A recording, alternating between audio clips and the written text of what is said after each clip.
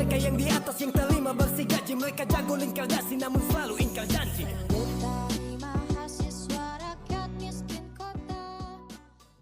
Bicara masalah buruh, banyak sekali komponennya.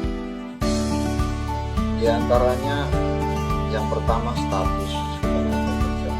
Mereka bekerja, bicara kesejahteraan, bicara upah. Dari item yang pertama, karena kontrak itulah rentetannya jadi panjang. Kenapa mereka dibilang susah kesejahteraannya? Kayak kemarin saya bilang, untuk dia bisa punya rumah, walaupun sekarang pemerintah bilang subsidi rumah, tapi prakteknya tidak bisa menerima. Karena apa? Statusnya kontrak, bang nggak mau. Ya. Terus yang kedua, upah minimum regional itu sekarang yang dibutuhkan, terus itu jadi upah maksimal. Jadi naiknya ya sudah itu aja. Itu pun dengan perjuangannya di jalan berbulan-bulan yang menikmati orang banyak. Tapi ya sudah itu jadi upah maksimal. Itu pun pengusaha menuntut skill inilah itu social safety net. Jadi itu adalah dasar hidup, hanya untuk dasar hidup saja. Kalau kurang dari itu mungkin mereka udah kurang gizi, nggak bisa kerja. Itu saja seribunya cuma mati. Ini dari sisi kontrak ini.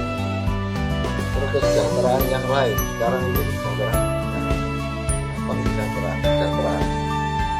Dulu masih ada jemputan ini dari itu, sekarang sudah semua ada efisiensi. Yang ketiga yang berikutnya jaminan.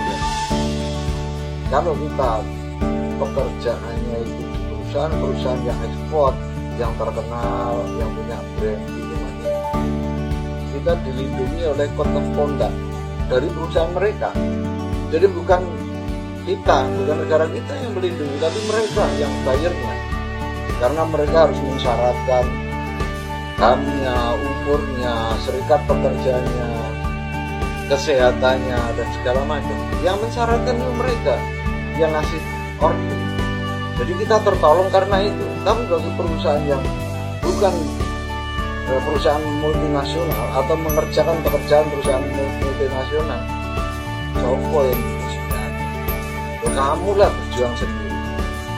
Itu pun kalau sial ya sudah resikonya di situ.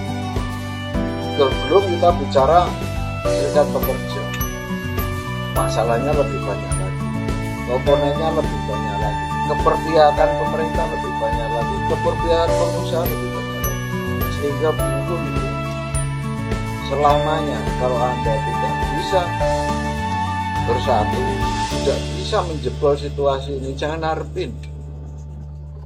Sekarang itu di seluruh dunia investasi mengalir ke semua negara. Mereka akan mencari tempat-tempat yang lebih mudah lokasi. Mungkin kita sekarang saatnya seperti itu, tetapi negara dunia ketiga itu juga akan begitu semua. Nah inilah, kalau kita tidak bersatu, kita nggak siap, kita sebetulnya bisa mempengaruhi regulasi asal kita siap. Lewatnya apa? Ya nanti lewatnya lewat tekanan-tekanan massa, masyarakat sipil, syukur-syukur iso partai politik. Tetapi hari ini kita susah. Karena apa? Orang kita terlalu lama dijajah, 350 tahun dijajah. Sehingga apa? Mentalnya itu kalau ada yang bisa berprestasi, bisa naik jabatan gaji, ribut, yang ribut temannya sendiri, bukan orang lain. Ini sama pada saat pemilu, yang dicoblos orang lain bukan temennya. Coba sampean itu mau nyoblos temennya sendiri, menang itu kita. Bayangin partai yang paling besar itu suaranya hanya 25 juta, itu sudah 16,8%. Buruh kalau dibilang 5 juta, punya anak 2, punya istri 4 kali 20 juta, sudah pemenang nomor 2 itu. Nanti kalau suatu saat nyalonkan presiden sendiri, elit pemilihan. Tuh.